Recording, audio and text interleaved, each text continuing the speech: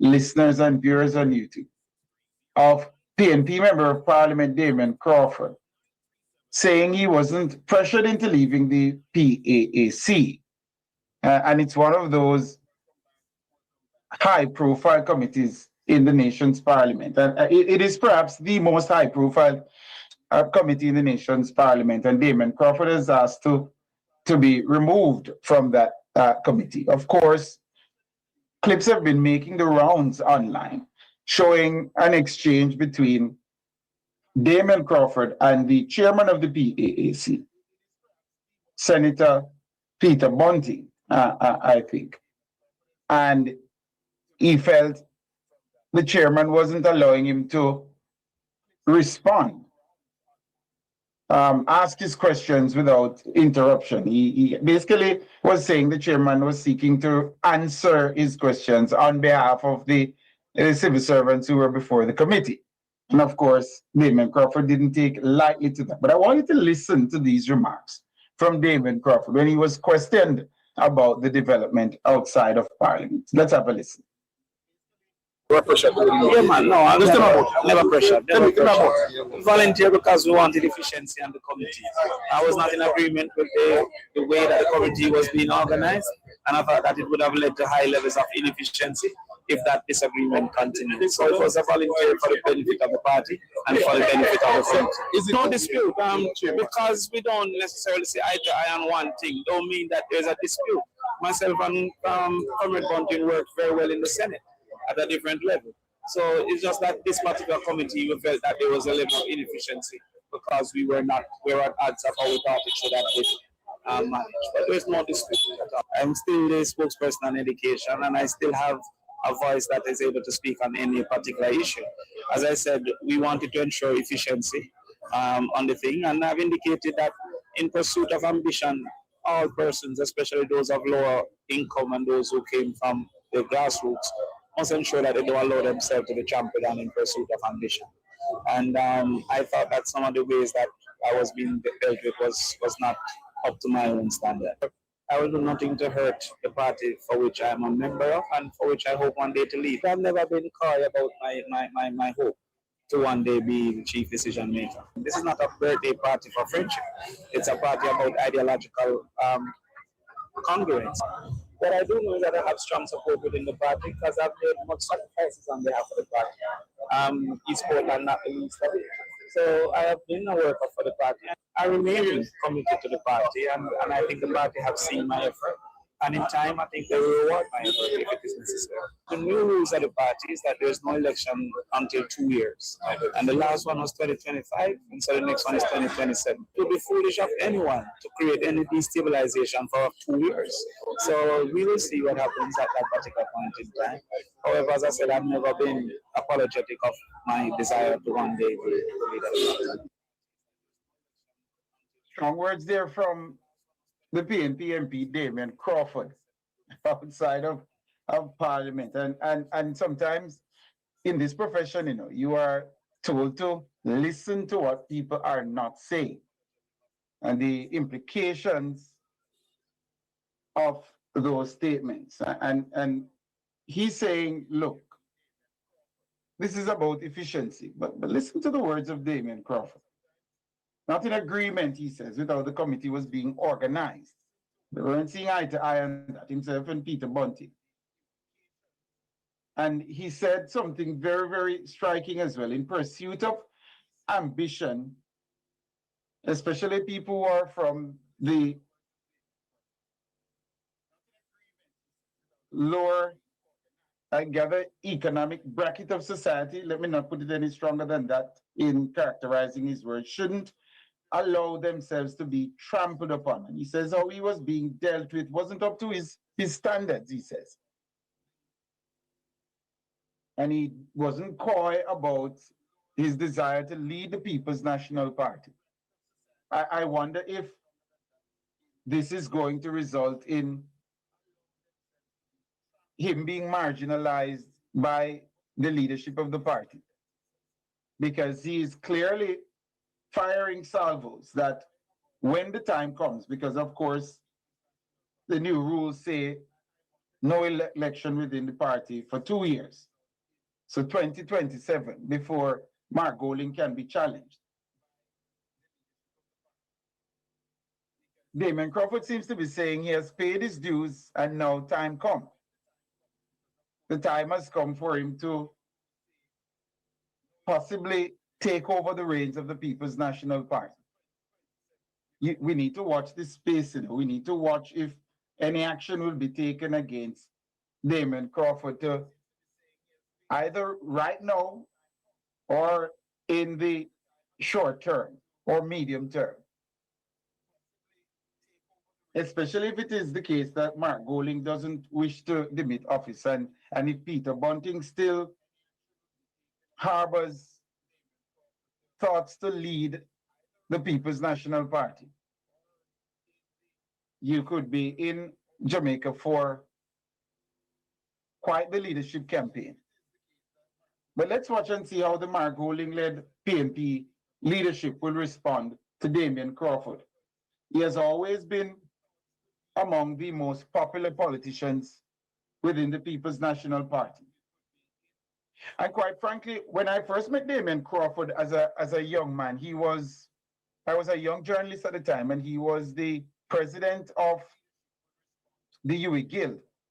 And the UWI was deregistering students, and the guild led by Damian Crawford. They chained the gates to the University of the West Indies to draw attention to this issue of students being deregistered, and they felt that they weren't being listened to, and they were suggesting there was another way to go about students not being able to pay.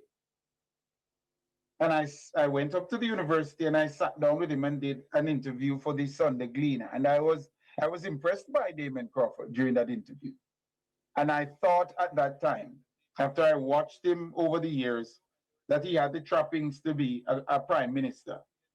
In my estimation, and Mr. Crawford might not agree with this, but I think he has gone off track somewhat. He has gone off track somewhat. But I gather there is an attempt, and I think it was Ricardo Brooks who was saying there is a concerted effort on Damian Crawford to get back to that place where he's seen as a critical thinker and not just someone who can or who is prepared to say anything to whip a crowd up into a frenzy. Clearly he has the gift of gab. And the other day I was thinking about this. Who are the potential successors in both parties? Do you see a clear frontrunner, listeners, viewers, as I talk about Damian Crawford? My mind goes back to what I was thinking about. If Damian Crawford can repair his own, the view that people have of him, because that tricks you remark is something that I think a lot of people still hold against Damian Crawford. But if Damian Crawford is able to repair how people see him, he may potentially be a good leader for the People's National Party in terms of succession. But who on the government benches do you see as a potential successor to Andrew Holness? It's perhaps a conversation we can have one of these days. I see someone putting in the chat Floyd Green. Well, Floyd Green has that no movement transgression against him. A lot of Jamaicans still see that as a baggage that he carries. But who are among the youngsters or not so young individuals that you see are able to take over in both the PNP and in the JLP? I'd love to hear your thoughts on that. Remember the lines to reach us, 876-630-9371-4. I see someone in the chat saying Colonel Charles Jr., Floyd Green, Matthew Samuda, some people are saying. Do you believe Floyd Green and Matthew Samuda have the mass appeal that it requires? Glenroy Grant says Rhoda Crawford. You know, interestingly, Glenroy, I I thought of Rhoda Crawford myself. And Rhoda Crawford would be the first woman to lead the Jamaica Labour Party, wouldn't she? Albert Lewis says, Audrey Marks. Floyd Green says Mark Green's word. Dr. Dana Morris Dixon. Tufton, who is his MP. Matthew Samuda, Nigel Clark. Would Nigel Clark return from his job to become Prime Minister of the country? And it all depends on when Dr. Holness decides to walk away, one would suppose. But succession planning is very important. Are there any clear frontrunners now in both political parties? A lot of people were looking at Lisa Hanna, but she has limited the scene. I wasn't so certain about Lisa Hanna. I mean, she was popular, yes, but I wasn't so certain about Lisa Hanna leading the People's National Party. But a lot of people seem to like Lisa Hanna, but she has walked away. So who are the potential successors? Do we know if anyone is really being groomed? Quietly, perhaps within the political circles, people might know. I'm not heavily involved in those circles. Toby Richard says Juliet Holness. I'm not so certain Juliet Holness wants to become Prime Minister of this country. We perhaps should ask her. But it's important, succession planning within the two major political parties. To ensure continuity, we need proper succession planning. And at some point, the successors need to at least be able to be seen. Now, I see Josephine on our YouTube channel saying Kerencia Morrison. A lot of names being put forward here. But who are the clear front runners to succeed? Mark Goling and Andrew Holness. We are almost up on our next break, but I did say I saw a video of someone criticizing the new taxes introduced by the Holness administration, or announced, pardon me, by the Holness administration. Announced, not introduced as yet. There's another video we have there, Lady Nora. Can you line that one up for me? I found this one on the social media platform known as well, more popularly known as Twitter, but it's now called X. And William, who posted the video, says it is reassuring that these individuals are not in charge of the government. While you have a right to your opinions, it is vital to give due consideration. Do you truly believe that this government made this decision lightly after 10 years of no new taxes? Be honest, says William. Let's have a listen of this person who is opposed to the taxes implemented by the Holness administration.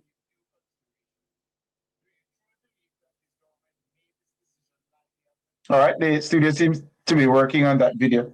Here's the video on the opposing the new taxes announced, pardon me, by the Holness administration. Let's have a listen. So today, I don't usually talk about politics, and I just don't like it. But honestly, how can we even think, Minister? How can we even think about charging Jamaicans more taxes? Think about it. We're already a country suffering. People are broke. Don't look at the people driving the rich cars and living in the rich houses. That's a minor amount of the population. Minor. If we have 3 million people in Jamaica, I don't even think 20% is doing well. And the ones that are doing other things, they are not things that I would want to do.